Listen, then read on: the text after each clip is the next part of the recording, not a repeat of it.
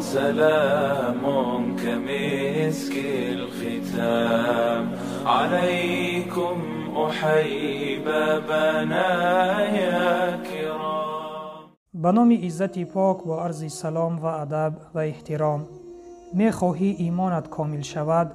پس حدیث زیرین را گوش بده. پیامبر اکرم صلی الله علیه و سلم فرمودند: ایمان هیچ یکی از شما کامل نمی شود تا آن دمی که دوست بدارد برای برادرش هر آن چیزی را که برای خود دوست می دارد. روایت بخاری و مسلم. برادر و خواهر ایمانی هم از مضمون این حدیث به ما معلوم گشت که نشانه کامل بودن ایمان این در این است که آنچه را که برای خود دوست می داری باید برای برادر مسلمان خود دوست بداری. ما دوست نمی داریم که کسی ما را غیبت کند، کسی ما را بدگویی کند، کسی در حق ما دروغ گوید، کسی ما را دشنام و حقارت بدهد.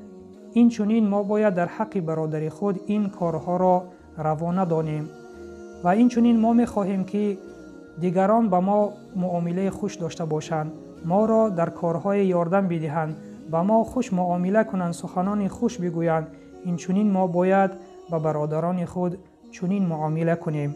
این از نشانه کامل بودن ایمان است و این را باید بدانیم که کامل بودن ایمان برای هر یک مسلمان حقیقی خیلی ضرور است، چون کامل بودن ایمان این سبب رستگاری ما در روز قیامت است و این چنین کامل بودن ایمان این خوشبختی است، این سعادت این دنیا و آخرت است.